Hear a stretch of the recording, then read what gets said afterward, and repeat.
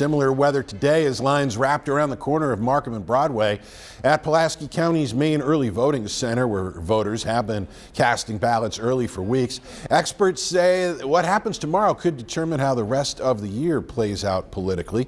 Arkansas Secretary of State Cole Jester says early voting is on track to surpass the state's highest primary turnout in Arkansas history.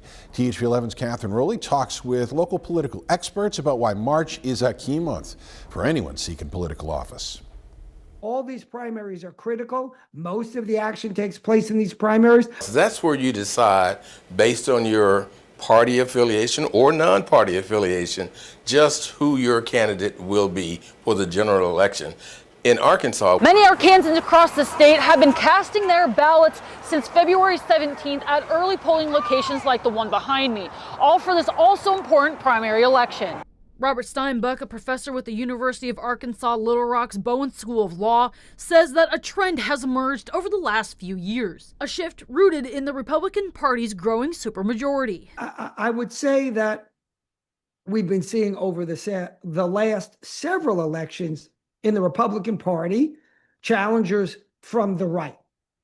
And that's a relatively new phenomenon because, after all, Republicans being in the supermajority is a relatively new phenomenon. It's 2008-ish or so. Think about that. In the grand scheme of things, that's a very short time.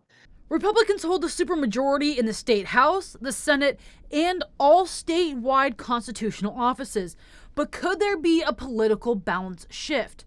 Charles King, the executive director of the Southeast Arkansas College of Office of Development, says that's unlikely. There may be one or two state House seats that may flip, and that would be a good thing. It seems like from the last election or two, the Democrats have made a slow return, but it's going to take a while for that to even out, I believe.